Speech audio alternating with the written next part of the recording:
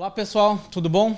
Hoje a gente começa o terceiro podcast do Pode Transportar e o tema de hoje é reforma tributária, principalmente para nós que estamos no setor de transporte de carga aqui no Brasil. Tá? Por que é relevante a gente falar sobre reforma tributária? Apesar de parecer um assunto longo, né, um assunto de longo prazo, talvez não seja, é um assunto estratégico, vai impactar muito as nossas empresas, tá bom? Bom, a gente vai bater um papo aqui. Eu vou apresentar aqui nossos especialistas.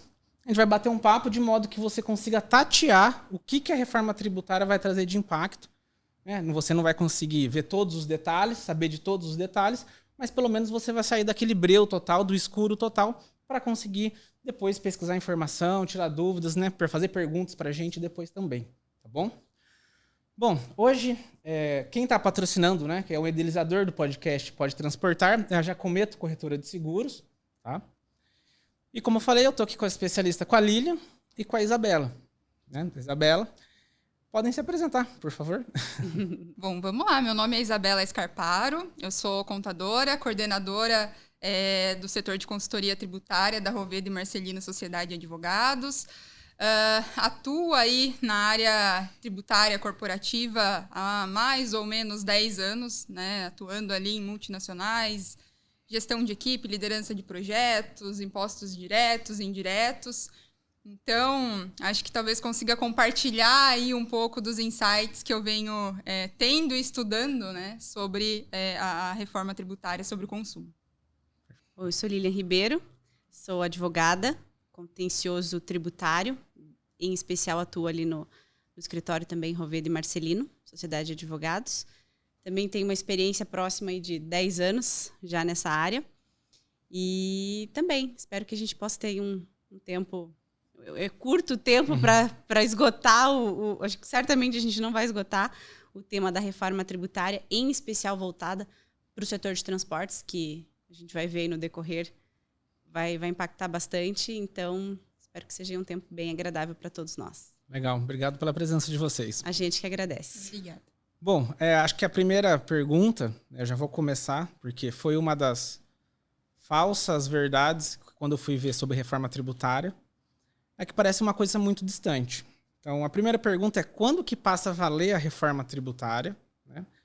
Mas, melhorando um pouco mais a pergunta quando a reforma tributária começa a impactar diretamente e na rotina de uma transportadora? Legal. Importante, acho que a pergunta, e eu acho que normalmente quando a gente fala de reforma tributária, parece ser algo ainda muito distante, né? É importante falar que a reforma tributária ela já está acontecendo, né? A gente teve a publicação da Emenda Constitucional 132 de 2023 no final de dezembro, né? Então, no apagar das luzes, como a Lilian costuma comentar, para o Natal, para o Ano Novo, a gente teve a publicação da Emenda Constitucional que trata da reforma tributária. E a partir daí, obviamente, a gente demanda de regulamentações específicas para cada novo tributo que vem com esse novo sistema, do ponto de vista nacional, subnacional. Então, é fato que, de acordo ali com uma linha do tempo, digamos assim, agora, em 2024, nós estamos num momento aguardando a legislação complementar que vai vir para regulamentar pontos do texto base da reforma. Né? Então, em 2024, 2025, a gente vai ter aí essa regulamentação via legislação complementar, a gente vai saber, né, como efetivamente vai se comportar esse novo sistema tributário do ponto de vista operacional, quando a gente fala de obrigações acessórias, quando a gente fala do ponto de vista sistêmico, né? E posto isso, depois desse período, a gente vai ter ali o período de transição, efetivamente, dos tributos. Então, onde começa em 2026 a transição da CBS, né? A gente vai comentar, acho que na sequência, um pouquinho mais do que é a CBS, o que é o IBS. Depois, começa ali, efetivamente, o período de transição do IBS, né? Até que em 2033, efetivamente, a ideia é que a gente esteja com um sistema totalmente já instituído e uniforme. Né? Eu acho que um ponto importante da gente trazer quando a gente fala do período de transição da reforma é justamente o ponto que, na maior parte desses longos, próximos anos aí que a gente vai estar caminhando para esse novo sistema, a gente vai ter dois sistemas, né, completamente diferentes, com premissas diferentes, com princípios diferentes, caminhando juntos. Né? E as empresas terão que se adequar nesse aspecto. Primeira dúvida. Então, assim, a reforma tributária está no ponto que tem um esqueleto, já tem um rascunho geral do que vai ser.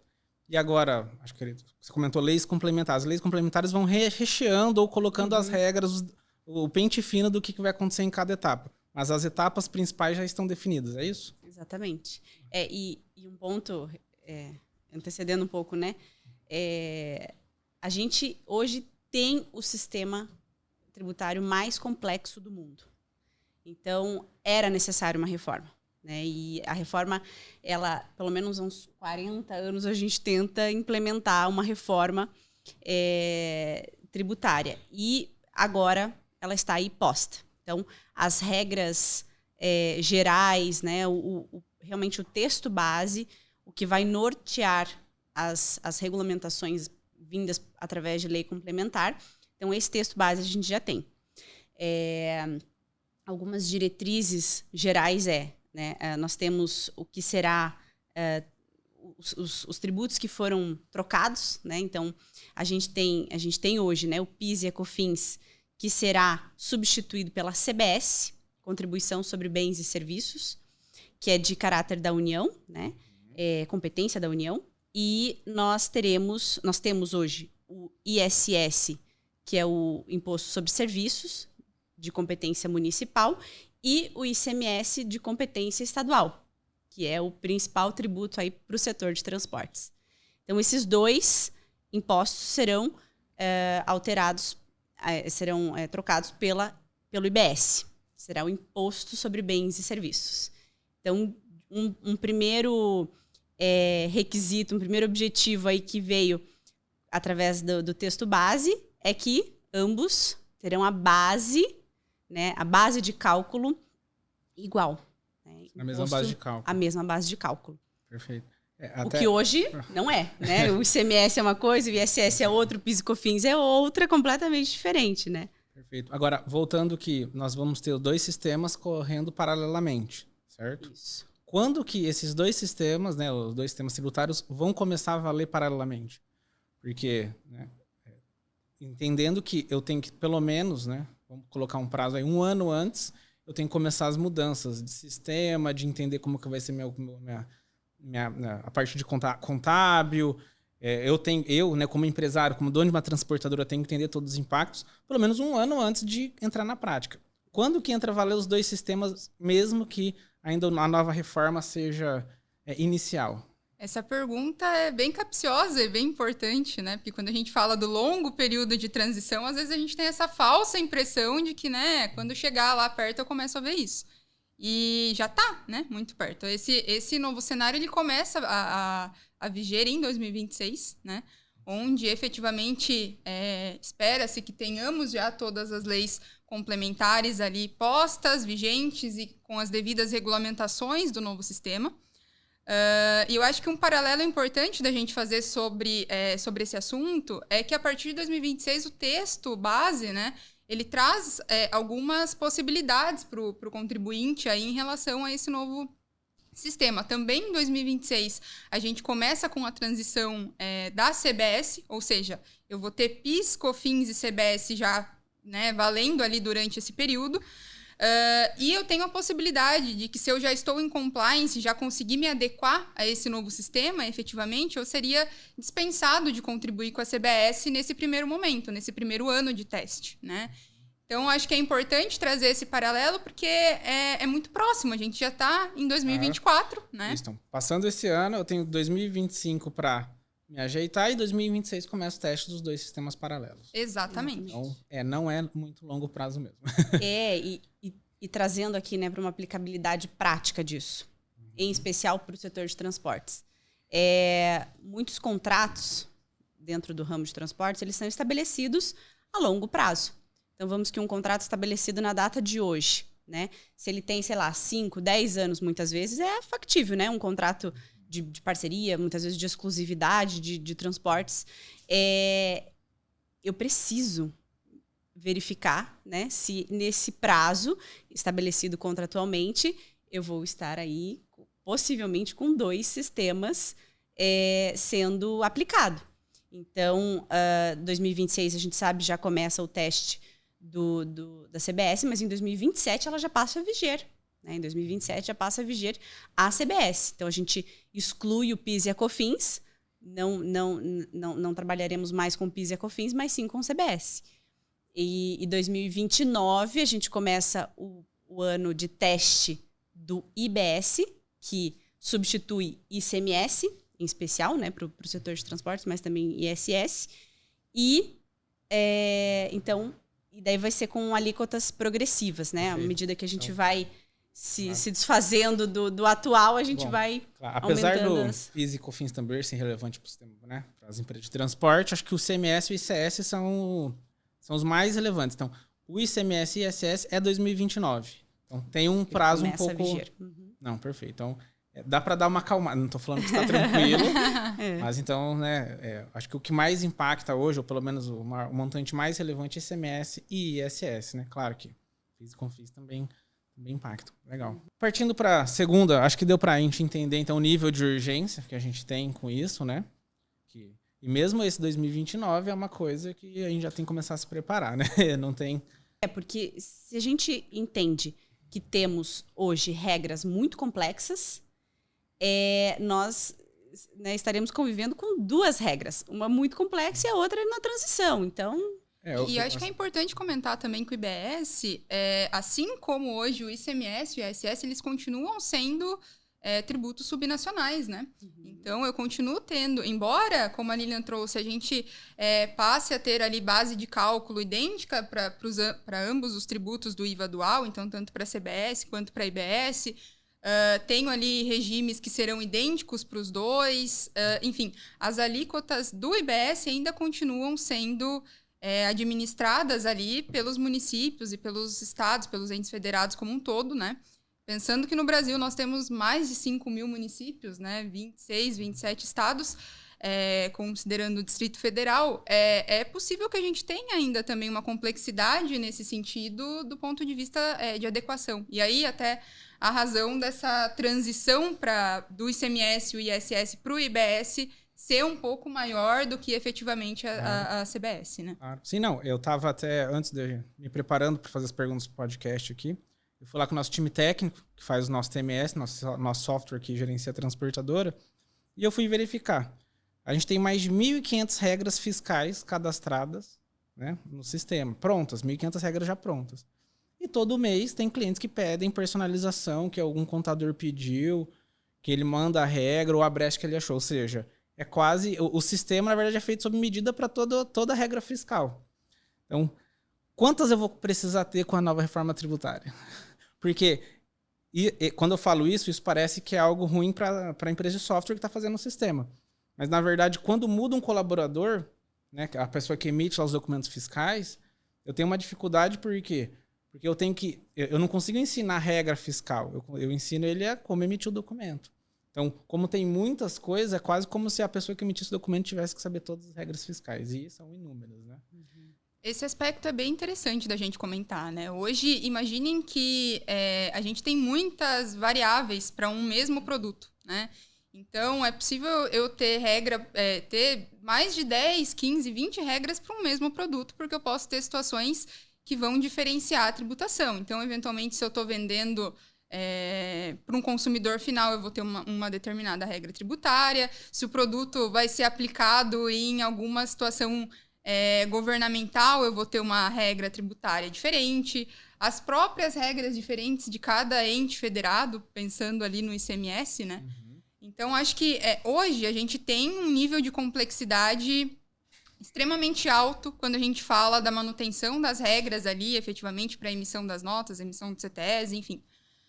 Quando a gente pensa no novo sistema partindo ali da reforma tributária, essa complexidade ela tende a diminuir quando a gente imagina que talvez eu tenha base ampla de incidência, né? Ou seja, eu vou ter as mesmas regras para fins de base de cálculo, para fins ali de aplicabilidade de benefícios, diferente do que a gente tem hoje. Às vezes um estado tem um benefício, outro estado não tem. Agora, um ponto importante da gente trazer em relação à reforma, eu acho que um ponto bastante sensível também, é a questão do princípio do destino, né? Imagine que hoje o nosso sistema ele é um sistema intrinsecamente de tributação na origem, né? Ou seja, onde se dá a prestação efetivamente, onde se dá ali a produção dos bens, serviços, e eu quebro esse paradigma 100%. A reforma ela traz ali a tributação no destino. Então, isso tende a gerar um nível de complexidade também bastante assíduo nesse aspecto, né?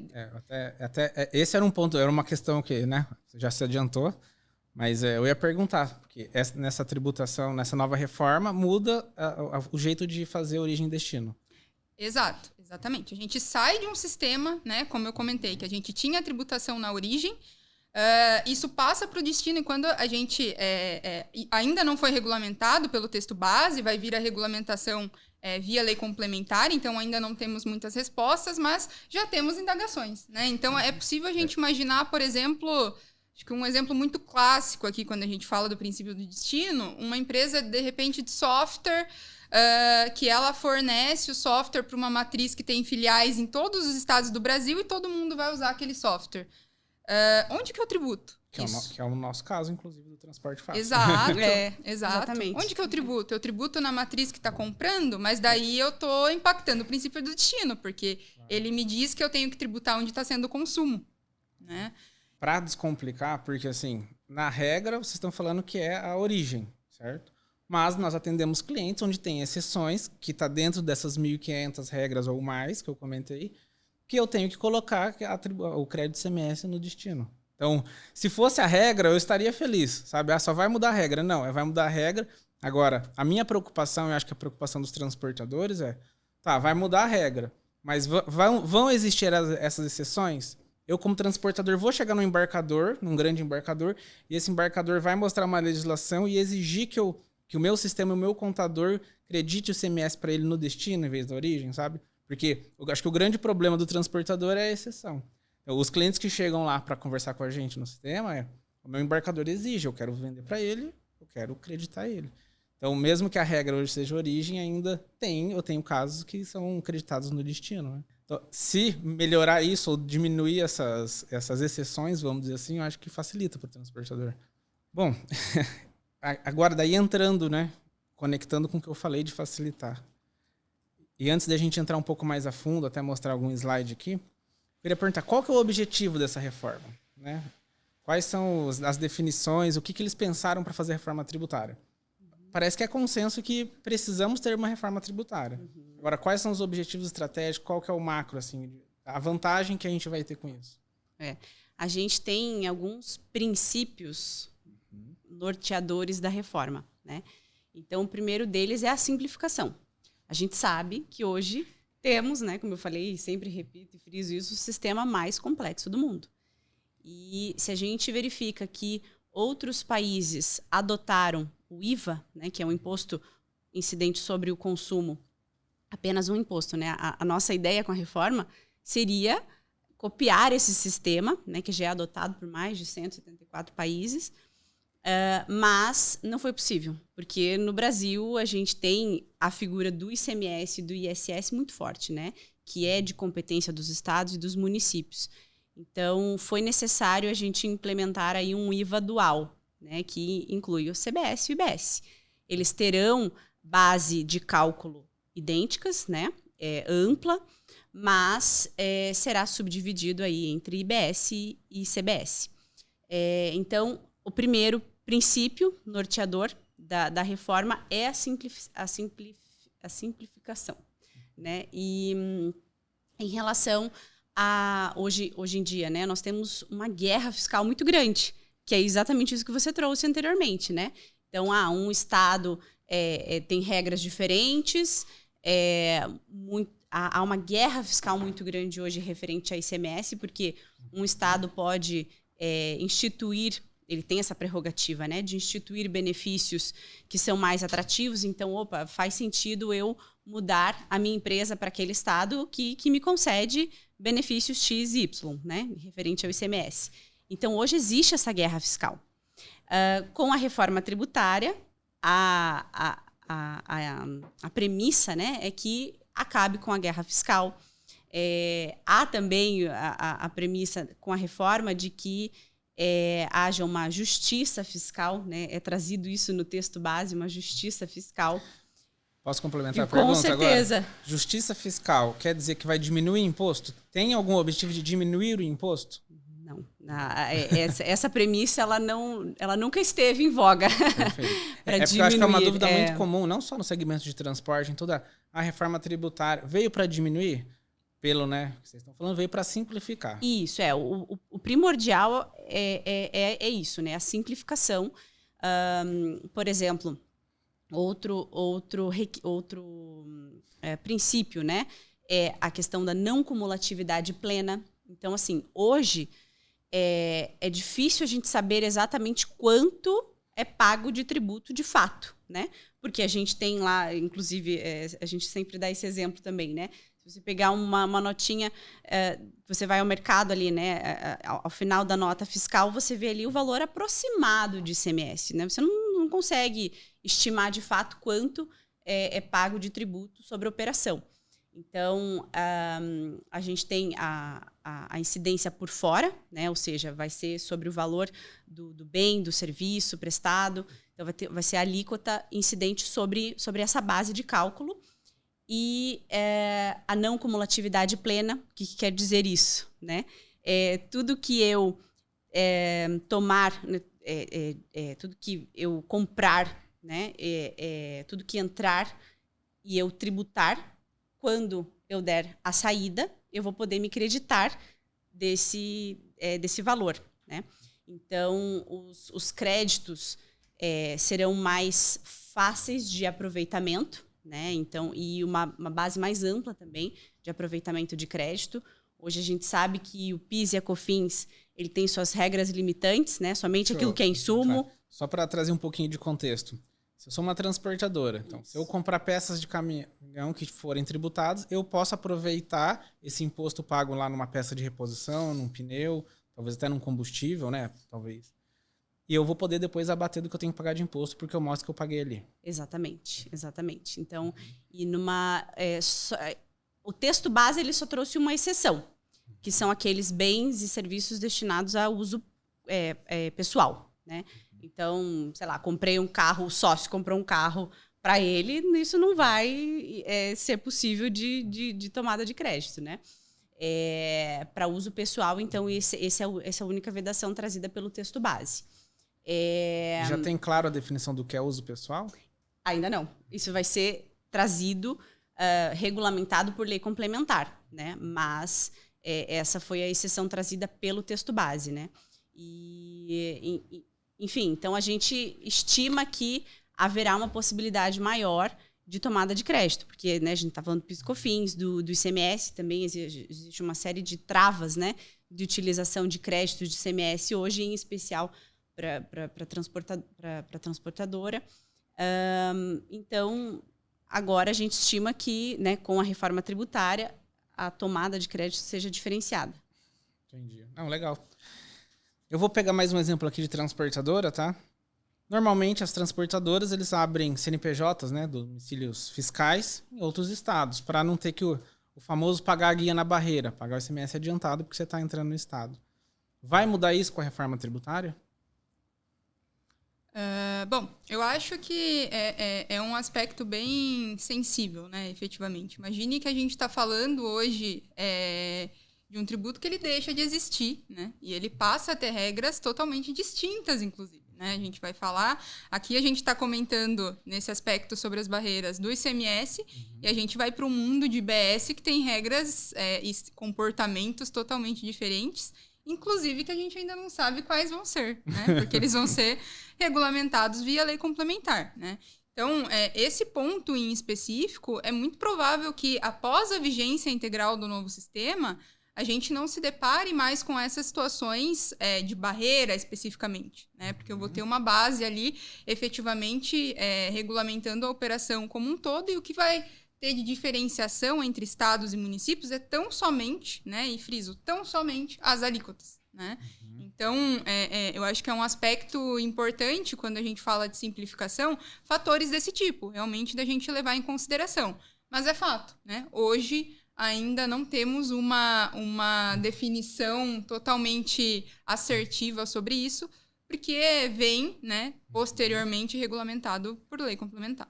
Perfeito. Assim, parece que vai mudar, mas nós ainda não temos ideia de como que vai funcionar na prática. Exato. Né? Pelo que tudo indica, vai mudar. Então, o transportador que, né, utiliza isso ou faz isso, provavelmente vai ter algum impacto, né? Exato. Legal. A gente tem falado aí do IBS, CBS. Eu queria colocar um slide de vocês, né, para vocês explicarem o que é o CBS, mostrarem um pouquinho. A gente também vai colocar esses slides no link, né? Vai estar no link no canal no YouTube. Depois vocês vejam ali, a gente vai colocar os slides para vocês verem. Podemos colocar o slide? Opa. Esse é o slide, né? Vocês vão, né? Vai ter uma explicação ali de como que é hoje e como ficará. Perfeito. Bom, acho que, basicamente, né, é importante a gente entender esse esqueleto da reforma tributária, efetivamente, eu costumo dizer, porque é realmente, quando a gente fala de todas as mudanças, é disso que a gente está falando, né? A gente tem ali regras, exceções, situações ali que a gente indaga, mas é disso, essencialmente, que a gente está falando. Então, basicamente, a gente está dizendo, né, que o PIS e a COFINS, eles vão se transformar na CBS, né, que é a Contribuição sobre Bens e Serviços, que é de competência da União, portanto, um tributo federal. E o ICMS e o ISS, que hoje são de competência estadual e municipal, eles se tornarão o IBS, né, o Imposto sobre Bens e Serviços. Um ponto importante sobre o IBS é que ele continua, né, sendo um tributo ali subnacional, então as alíquotas que compõem ali efetivamente a alíquota base do IBS, parte vai ser dos municípios e parte vai ser dos estados, né? A soma dessas alíquotas, ou seja, como a gente comentou ali do princípio do destino, se eu estou mandando uma mercadoria para Londrina, no Paraná, a minha alíquota de IBS vai ser a soma da alíquota de Londrina mais a soma da alíquota do Paraná, né? Então, é importante a gente ter aí essa visibilidade quando a gente está falando aqui de IBS. Tanto a CBS quanto o IBS, eles vão compor ali o IVA dual, né, que é a nossa sistemática tributária atual a partir do novo sistema, e o IPI, né, ele passa ali a ser o imposto seletivo, né, que também, assim como era o IPI, é de competência da União, né? O imposto seletivo, popularmente, ele tem sido chamado aí de imposto do pecado por conta dos fatores de incidência, né? Então, o IS, né, o imposto seletivo, ele irá incidir sobre uma população menor ali de operações, né? Então, intrinsecamente sobre aquilo que é prejudicial à saúde, né? Ou aquilo que é prejudicial ao meio ambiente. E deixa eu fazer uma pergunta. Sou um transportador. Em que momento que eu pago PIS e COFINS? Conforme a gente comentou no texto base, efetivamente, né? O IVA dual ou a CBS, que vem substituir aí o PIS e COFINS, ele passa a ter uma base ampla de incidência, então, sobre toda a circulação ali de bens tangíveis, intangíveis, direitos, serviços. O momento, ou seja, o fato gerador efetivamente dessa operação, ele vai ser regulamentado por lei complementar. Né? Lei complementar. Então, a gente ainda não porque tem essa resposta. Fica mais fácil de entender quando a emissão do CTE, né? Normalmente ali no ICMS, quando eu faço uma nota fiscal de serviço, ISS, fica mais óbvio, né? E agora, eu queria fazer uma pergunta do imposto seletivo, o imposto do pecado.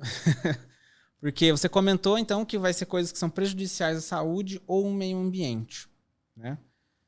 Isso traz a questão, por exemplo, né, esse segmento que está tão ligado ao combustível fóssil, se entra a mesma coisa, quem decide o que é prejudicial ao meio ambiente, né? Às vezes parece que quando a gente fala, isso é prejudicial ou não, talvez tenha diferentes pontos de vista, né?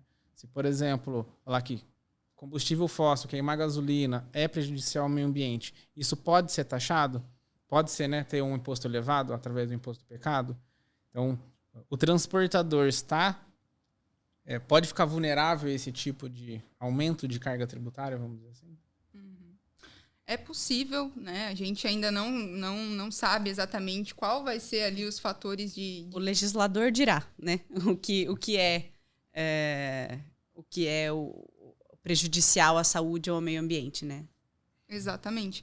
No caso dos combustíveis, por exemplo, o que a gente sabe, partindo do texto base, é que para combustíveis e lubrificantes vai haver um regime diferenciado de tributação, né? Então, tem alguns segmentos que estão nichados nesses regimes diferenciados.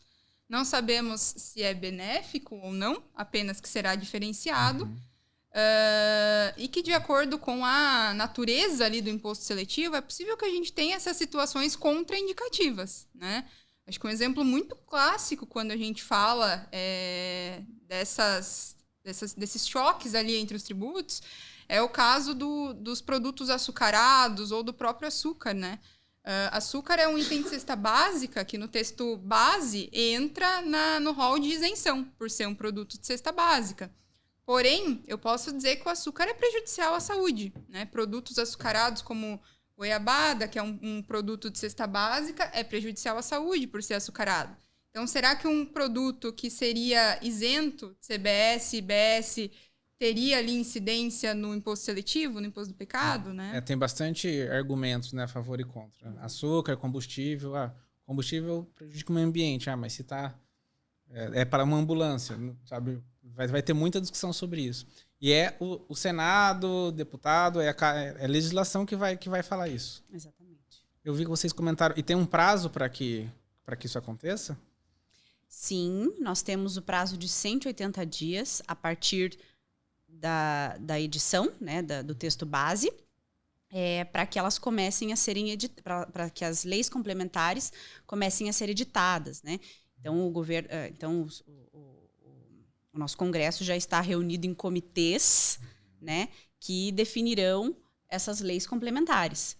Então, elas serão promulgadas nos próximos 2 anos, mas a gente já tem estabelecido aí alguns comitês que já estão trabalhando a todo vapor nisso. E essas mudanças, né, até o prazo que o Senado, né, essa legislação pode mudar, é aquele prazo de 5 anos, acho que você tinha comentado. A cada 5 anos eles podem definir os benefícios ou não benefícios.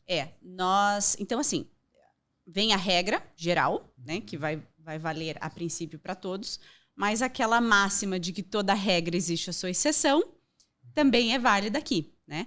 Então, apesar de termos definido o texto base, e que vai viger para todo mundo, existem as suas exceções. Então, existirão setores que serão beneficiados com a redução da alíquota do IBS e CBS, do nosso IVA dual. Teremos alíquotas reduzidas a 30%, a 60% e a isenção, né, a 100% de redução. E, né, por exemplo, um dos setores que será beneficiado com redução de 60% será o agro, né? Setores como alguns de serviço, né, como contadores, essas sociedades uniprofissionais, né, regulamentadas, elas terão uma redução da alíquota de 30%. Então, outros regimes, né, beneficiados não, mas alguns regimes especiais, como a Isabela falou, né, todas essas exceções, né, esses benefícios, eles poderão ser revistos em 5 anos. Isso está previsto no texto base. Ou seja, um setor que hoje, né, pensando no cenário onde comece a vigir, de fato, a reforma tributária, um setor que está beneficiado hoje, daqui 5 anos, poderá ser revisto. E o contrário também pode existir. Um setor que hoje não é beneficiado pode vir a ser em 5 anos. Então, mais do que nunca, o serviço de lobby será requisitado, né? Porque, enfim, quem vai rever isso, né, vai ser o nosso legislador, então, né, isso vai existir. Se eu tenho uma transportadora, então, estamos com o sistema, com a nova reforma vigente, é bom fazer um planejamento para 5 anos e depois fazer cenários pessimistas ou mais otimistas de acordo com os legisladores, né? Porque pode mudar para ou ter mais benesses ou ter aumento de carga tributária. Exatamente. E aí um dos princípios balizadores também da reforma é a segurança jurídica. Mas daí a gente traz algumas provocações, né? Porque se a gente se depara com um cenário como esse, né, 5 anos é um período curto para um planejamento, né, para uma reestruturação, muitas vezes, de regime, de sociedade, enfim, tudo isso impacta, né? Então, me parece um contrassenso dizer que isso é uma segurança jurídica, né? Na teoria está bonito, mas na prática parece que vai contra o que está dizendo. E mais do que nunca, e agora puxando sardinha para o nosso lado aqui, né, o profissional tributarista, seja ele, né, também contador, advogados tributaristas, enfim, consultores, serão protagonistas, né, nesse período, porque é um indicativo nosso, e acredito de todo o mercado tributário, de que as empresas revejam, né, o seu planejamento tributário constantemente, né, pelo menos dentro desse período e, enfim, anualmente, na verdade, porque isso vai impactar. Legal. Eu vou fazer uma pergunta agora sobre, né, acho que você tinha comentado sobre alíquotas diferentes de cidades e estados, né? Então, basicamente, ali no estado a gente tem o ICS e o ICMS que vão virar o outro, né, que vão virar o outro imposto. E mesmo sendo um outro imposto, estados e municípios vão poder ter alíquotas diferentes? Eles ainda têm autonomia para colocar alíquotas diferentes?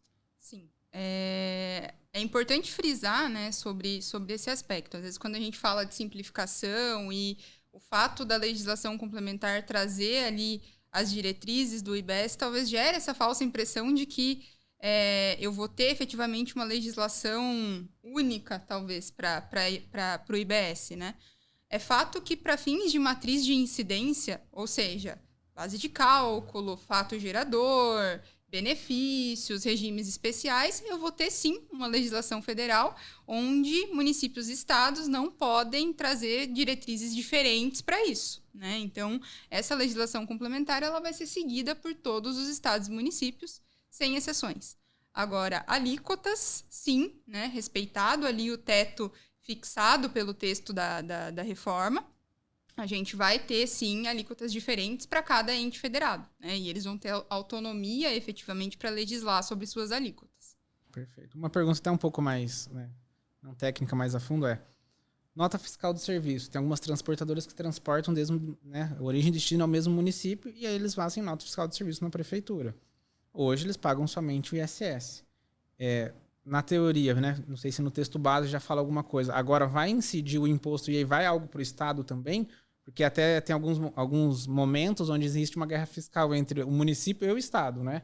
Então, eles vão acalmar isso com, sei lá, dando parte virando para o Estado também aquele alíquota ou não?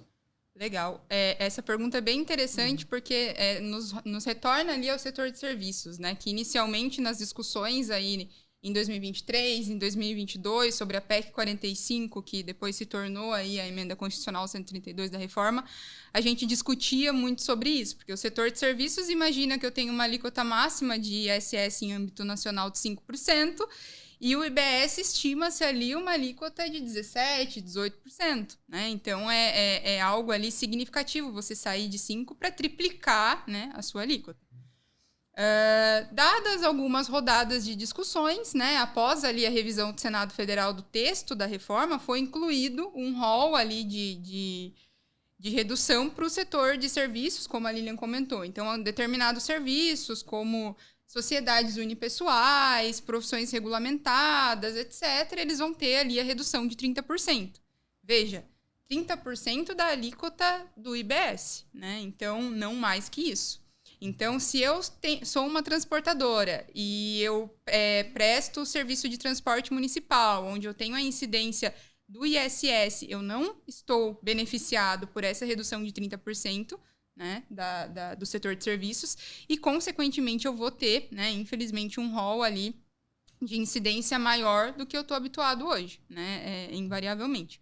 Agora, um ponto importante sobre isso é que a gente entra na questão da não cumulatividade plena, né? Então, embora a minha alíquota ela vá ser majorada de forma significativa, eu entro naquela sistemática de tomada de crédito em tese integral, né? A gente tem ali a vedação, como a Lilian trouxe no texto base, sobre consumo pessoal, mas, via de regra, tudo aquilo que eu faço as aquisições, então pneu, manutenção, combustível, serviço de manutenção, eu vou poder me creditar para fins de IBS e abater isso na saída ali no débito. Perfeito, que eu vou conectar com a próxima pergunta. Porque hoje, no cenário atual, Existem transportadoras que não estão no lucro real, né? Várias não estão no lucro real. E tem algumas que não estão, até por orientação do contador, já peguei, né? Infelizmente. Que o contador fala, não mexe com isso, por quê? Porque eu tenho que fazer todos os lançamentos certinho, você vai ter que pedir nota de tudo, por quê? Porque quanto mais eu contabilizar, menor fica a base de cálculo do lucro, pago menos imposto. Então, e tem transportadoras, claro, que mesmo sabendo desses desafios administrativos de pegar a nota de tudo, de contabilizar tudo 100%, para conseguir fazer uma boa contabilidade e pagar menos imposto, é algo que vale muito a pena. Então, no exemplo que você citou acima, né, de acreditar imposto, me parece que todas as empresas agora vão ter que trabalhar como se fosse lucro real. Vão ter que ter na ponta do lápis todos os itens da contabilidade. É esse o sentimento? É uma boa pergunta, bem capciosa. Porque hoje nós temos três regimes, né, tributário. O lucro real, o lucro presumido e o simples nacional. Vamos limitar aos 3 aqui, né? Existe MEI também, enfim. Mas os 3 principais são esses. E, claro, é de consenso, assim, né, nesse meio de que o lucro real é o mais difícil, né? Porque tem que realmente escriturar e contabilizar tudo muito bem certinho na ponta do lápis. Enquanto o lucro presumido, a gente está trabalhando com uma base presumida, né? Então, a gente consegue ali algumas obrigações acessórias não precisam ser cumpridas exatamente como no lucro real. Enfim, o lucro real é tido como realmente o mais complexo, né? Porém, agora, com o novo cenário da reforma tributária, lucro real, lucro presumido e o Simples Nacional tem uma peculiaridade, porque ele vai poder optar por continuar na mesma sistemática do Simples Nacional, recolhendo uma única guia, o DAS, mas ele pode também optar por, em relação ao percentual de PIS e COFINS hoje, que se transformará em CBS, e o percentual de ISS ou ICMS, ele recolher por fora na sistemática da reforma tributária. Então, se a gente for pensar, e já é uma outra premissa, né, de que Simples Nacional não vai mudar nada com a reforma. Sim, vai impactar muito. Então, se estamos tratando, né, desses 3 principais regimes tributários,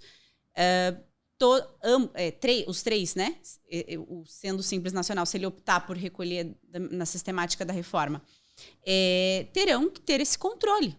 Eles se assemelharão à sistemática que a gente tem hoje no lucro real. Então dá para falar que quem é lucro real já está acostumado com todas as obrigações acessórias, toda, né, vamos dizer assim, esse controle, né? Todo esse controle de gestão contábil, não vai mudar, vai mudar menos, tem menos impacto. Agora, quem é no presumido ou no Simples Nacional vai ter que se readequar. Se não readequar, vai ter um custo maior. Eu acho bacana ponderar, até quando a gente fala dos princípios norteadores ali da reforma, né, um ponto bem importante, porque esse mecanismo da não cumulatividade plena e de acabar que todo mundo vai se transformar ali num lucro real é justamente para evitar ali a própria sonegação fiscal, né? Porque imagine que quanto mais eu tenho ali efetivamente o registro das minhas aquisições, ou seja, olhando por outros olhos, quanto mais eu exijo nota fiscal ali nas operações com as quais eu estou transacionando, menor vai ser o meu débito, porque eu vou estar gerando um crédito para abater do débito, né? Então, é importante a gente ponderar isso, porque são mecanismos que intrinsecamente vêm com esses objetivos, né? Pegando um exemplo até na pessoa física, como se fosse aqui no Paraná, né? Vocês são de Curitiba, sou de Londrina. Aqui a gente tem o Nota Paraná, né? Que quanto mais nota você pede, vai ficar lá crédito que você pode usar no PVA ou até sacar o dinheiro mesmo, receber o dinheiro. É mais ou menos essa a dinâmica, né? Pelo que vocês estão explicando. Bom, e aí agora eu quero entrar num outro assunto que é muito relevante para as transportadoras. Tem muita transportadora. Por quê? A gente está falando de pegar crédito. Como que eu vou pegar crédito do seu contrato autônomo, né? Então, hoje, quando a pessoa está lá no meu sistema emitindo contrato autônomo, ele vai fazer o RPA, o contrato de frete carreta, e aí tem as retenções de imposto de renda, INSS, até o SEST Senat. Como que fica nessa situação para contratar autônomo? O que vai mudar com a reforma tributária? Eu, como transportador, contratei autônomo. Qual a vantagem, qual é a desvantagem, o que mudou?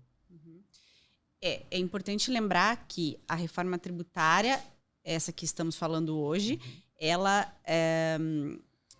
trouxe a mudança para a tributação sobre o consumo, lembrando PIS e COFINS, imposto ISS e ICMS. Né? Então, em relação ao imposto de renda que você falou, a tributação sobre a folha, né, o INSS, isso a princípio não muda com esse texto base da reforma. Nós teremos também futuramente uma reforma sobre imposto de renda e sobre folha, tá? Mas ainda a gente não tem essas premissas ainda. Então, como você falou, essas retenções, né, de imposto de renda, de contribuição sobre a folha, isso ainda está mantido. Mas o que a gente tem previsto no texto base é que para a contratação de transportador pessoa física, transportador autônomo pessoa física, haverá a possibilidade de uma tomada de crédito presumido. A gente ainda demanda de lei complementar para a regulamentação dessa sistemática, né, de quanto será esse crédito presumido, porém, sabemos que haverá um crédito presumido aí na contratação de transportador pessoa física. Muito interessante. Eu, como transportador, se eu for contratar uma pessoa física e eu não tiver esse crédito, ou uma empresa eu tenho crédito, eu tenho que pôr na ponta do lápis para ver o que compensa, né? Exatamente. Então, aí esse crédito presumido pode balancear isso. Legal. Acho que esse é um dos pontos, assim, que vai... Eu acho que vai ter muita discussão e vai impactar muito no nosso setor, porque a contratação de autônomos no nosso setor é bem grande, né? Tem bastante gente nessa situação. Conectando ainda a outro ponto, né? Já que a gente falou de autônomo, lá no nosso canal a gente já fez até um vídeo, né? Porque quando surgiu não, né? Melhorou o meio caminhoneiro, teve aquela... E aí tem um vídeo lá que a gente fez que fala meio caminhoneiro não é meio transportadora. Né? Então, na nossa posição, na minha posição como canal, a gente fala, meio caminhoneiro é para quem só quer ser não é nenhuma empresa, sabe? Então é só para formalizar alguém que está fora do mercado. Mas, o que vocês têm a dizer sobre o meio caminhoneiro impactado na nova reforma? Por hora, a gente não tem nada previsto no texto base que altere a sistemática do meio caminhoneiro, né? Então, não sei se a Isabela tem algo a ponderar sobre isso, mas por hora a gente não tem nada que altere. Até lá no nosso canal, a nossa orientação, você quer abrir uma transportadora? Não é meio caminhoneiro. Né? Por isso que a gente fala, né? É meio caminhoneiro, não é meio transportador. Bom, eu acho que talvez um aspecto legal da gente considerar, fazendo um paralelo sobre isso, né? Até porque você comentou ali da sistemática do creditamento. Imagine talvez uma transportadora ali que faz o frete municipal, né? Via de regra, ali talvez ela vá ter a tomada de crédito sobre a manutenção, se ela tiver frota própria, etc. E se ela fizer subcontratação de meio caminhoneiro ou eventualmente de autônomo, né? Talvez eu precise... E até de simples nacional, né? Talvez eu precise pensar ali efetivamente na sistemática de mercado mesmo com esse cenário, porque eu não estaria gerando crédito para abater do meu débito depois. Se eu estou competindo num mercado com uma outra transportadora que está subcontratando de uma empresa que está gerando crédito integral para ela, talvez, né, ela consiga praticar preços melhores para fins de mercado. Então, o ponto que a Lilian trouxe do Simples Nacional sobre a possibilidade ali de recolher por fora é bem interessante nesse sentido, né? Embora, inicialmente, o texto base da reforma ele traga isso como uma faculdade, né? Ou seja, eu estou no Simples Nacional, eu tenho essa opção. Se eu quiser, por livre e espontânea vontade, talvez ela se torne uma livre e espontânea pressão de mercado, né? Porque bem possível que eu perda a competitividade, né? Se eu sou do Simples Nacional... podem não querer transacionar comigo porque eu gero um crédito menor do que um contribuinte Perfeito. Regular. E existe bastante livre e espontânea pressão no segmento de transporte, viu? Existe bastante. Bom, e citando aqui algum outro ponto, quais os impactos que essa reforma tributária teve no IPVA, IPTU, né, e outros que talvez indiretamente contribuem com a transportadora? Muitas vezes a gente até esquece, né, que a reforma tributária trouxe impactos também para o IPVA, IPTU e ITCMD. Quando eu vi até que teve impacto, eu falei, nossa, não tinha nem parado para pensar nisso. Foi bem curioso. Muitas vezes a gente esquece disso. Mas, enfim, foram mudanças não tão significativas, né, como para PIS, COFINS, né, ICMS e ISS, mas, por exemplo, o IPVA pode ser que impacte para as transportadoras. Por quê? Um dos princípios norteadores da reforma tributária foi o princípio da proteção ao meio ambiente, né? Então, em relação ao IPVA, com a reforma tributária, veio a previsão de que veículos que poluem mais poderão ser taxados mais, né? Poderão ter alíquotas majoradas. Então, ele será progressivo à medida que impacte mais ao meio ambiente. Então, a gente também, né, demanda aí de mais regulamentação, porém, a tendência isso já está claro no IPVA. Isso já está claro. Sim. Em relação ao IPVA, sim.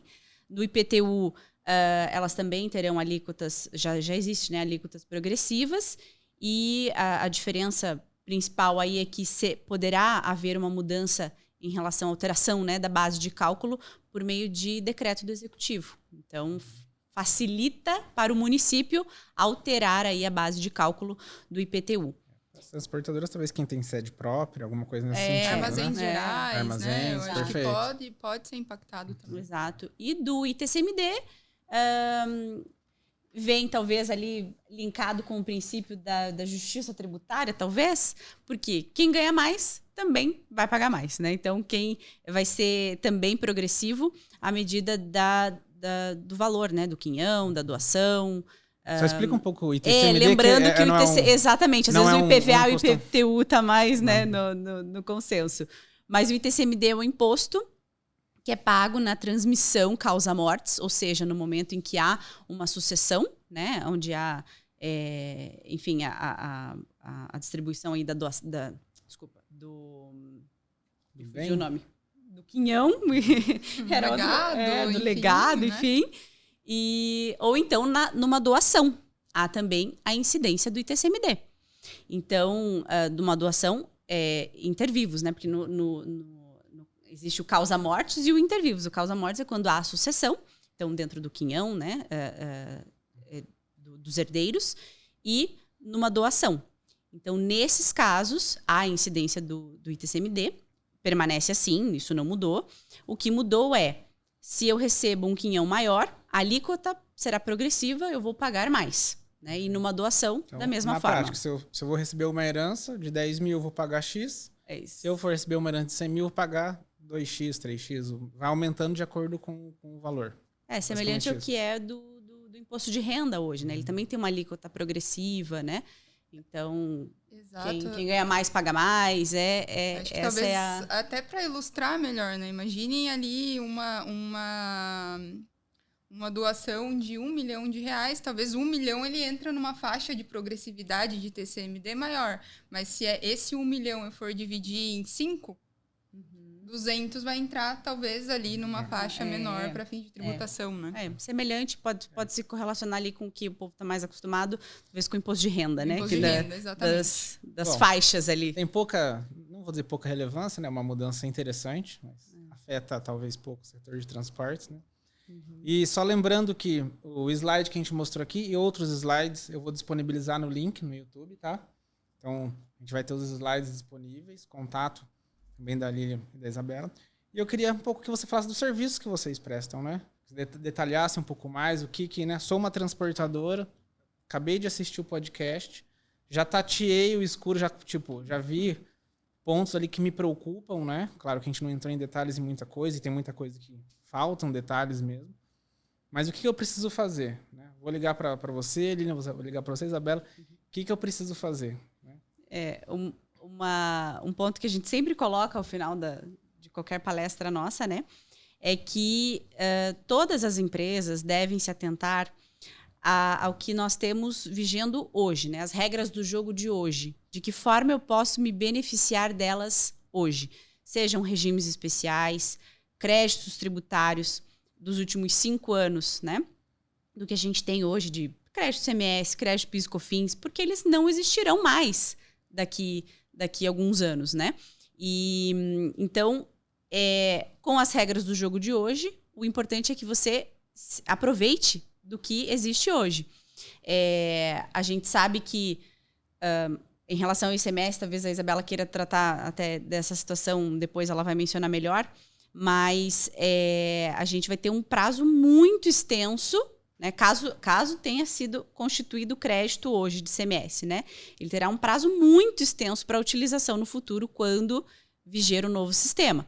Então, o ideal é que as empresas aproveitem o tempo de hoje para aproveitar das benesses que existem hoje, né? Do sistema de hoje, Sou dos uma créditos. transportadora, nunca fui atrás para ver se eu tenho crédito ICMS, Exatamente. nunca fiz uma consultoria tributária para ver, agora é o momento para... Aconteceu hoje. Visitamos um cliente, uma transportadora, que a gente ficou pasmo, mas ela ainda não tinha aproveitado dos créditos, que a gente teve a tese, chamada tese do século, né? Que é a exclusão do ICMS da base de cálculo do PIS e da COFINS.